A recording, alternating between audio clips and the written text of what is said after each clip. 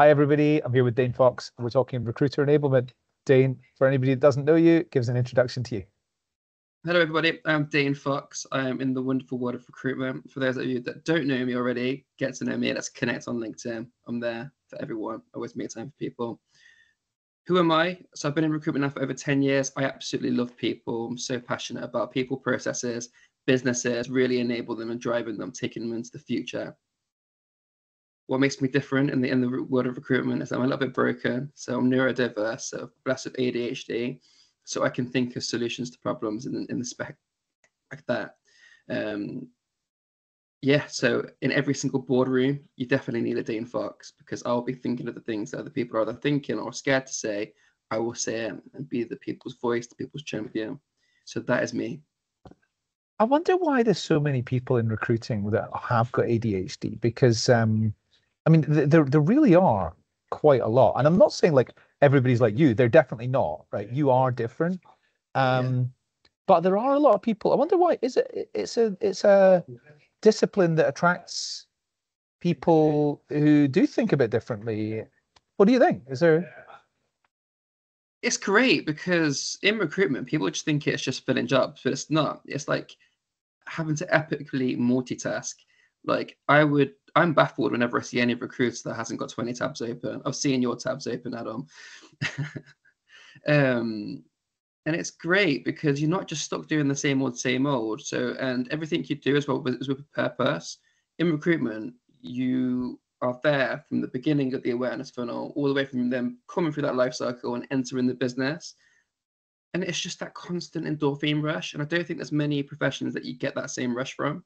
So ADHD, neurodiversity, it just fits so well. Yeah, I couldn't agree more. Okay, let's talk about recruiter enablement. What's it all about? Why is it Yeah, so important?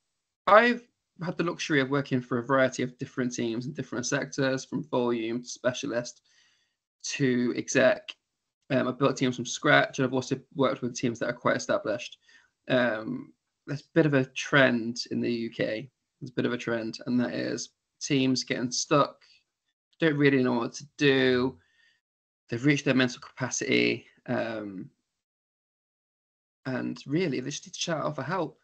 So recruitment enablement is either some tools that you can use, or it's people that you can reach out to enable and empower your recruitment team. If I was to describe recruitment enablement in a nutshell, it's about supercharging your TA function, but arming them with the right tools, resources, and training needed to excel in their roles.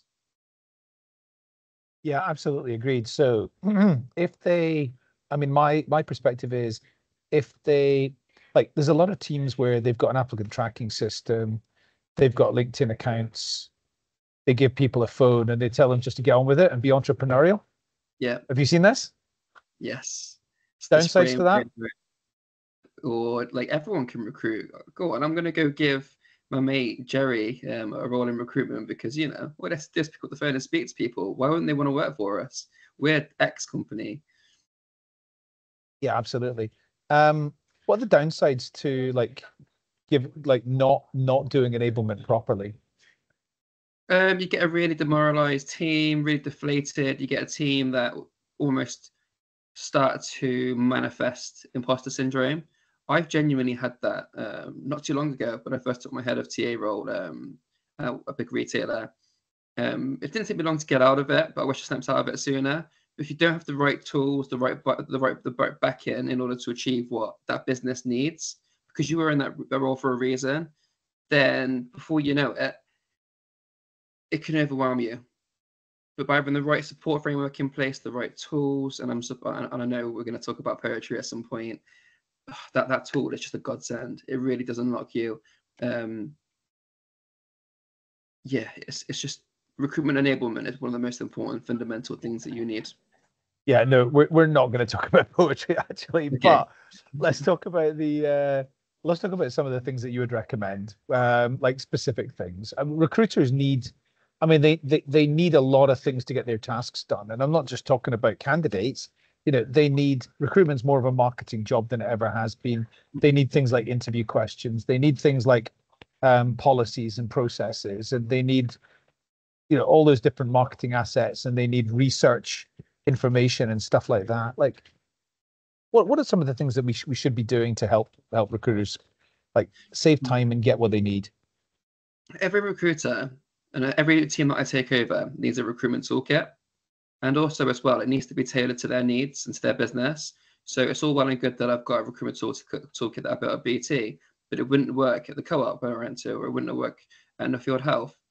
The team needs to buy into it and almost have their say.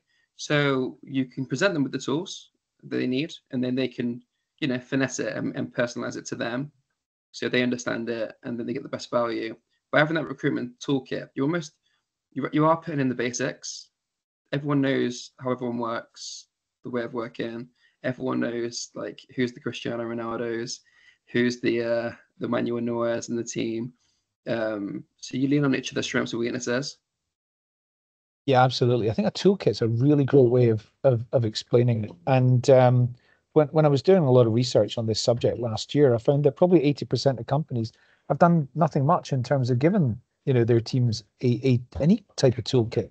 So what that means is every recruiter is going and explaining the company in different ways, whether that's, on the phone, or whether it's on social media, or whether it's on job adverts or whatever. And you need a really consistent message into the market about what the company's all about, I think. 100%. So, besides recruiter enablement, like what are the things that you're kind of most interested in, excited about in talent acquisition today? So the things that I'm really excited about, and I'm not going to say the buzzword that everyone uses. Or should I say it? I'll just say it. I'll say it one more Say time. I'll say it one more time. AI. I'm so excited about the potential and how recruitment's going to evolve, because what makes us human beings the most powerful magic in our roles, and that's being a human being, that's being really connected to what we do. And AI is going to thoroughly enable that. You only get so much spoons in a day, as I say. That's your mental capacity. And AI will just enable you to not release too many spoons throughout the day. It really will. So the things I'm excited about, so platforms that can reach out to all of your candidates all in one go, in one sweep, using an unapologetically AI tone of voice, but cascading your message, but giving you the option to speak to a human being. Tools that will automate everything from the minute the person enters the funnel to applying for a role to going through the onboarding with that company. And I know that you had an awesome tool before, which I'll forever champion. I'm excited about,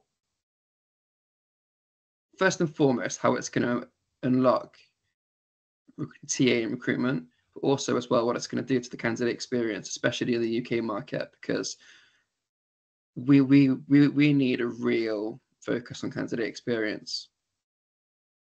I mean, this was one of the big things that we talked about yesterday. I was at TA Tech in Paris, and we talked in a bit of detail on stage about the way that recruiters need to be available for the moments that matter, and those points of like the first stage outreach, maybe the point where you're first explaining the role, the point where you're making the offer, those sorts of things. They're not the points which you should be automating, but there's a load of other stuff that you absolutely should be automating, and you should be freeing up recruiters' time to focus on those points of influence, and those points where they can use their emotional intelligence to really move things forward in the right direction.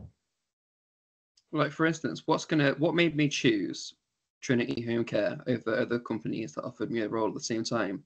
And it was my manager and his engagement with me, and that we want you, you're important. And then for me, it wasn't about the money at that stage. I even traveled to Surrey 2 to 3 days a week, even though I live in Coventry, and I was prepared to stay there.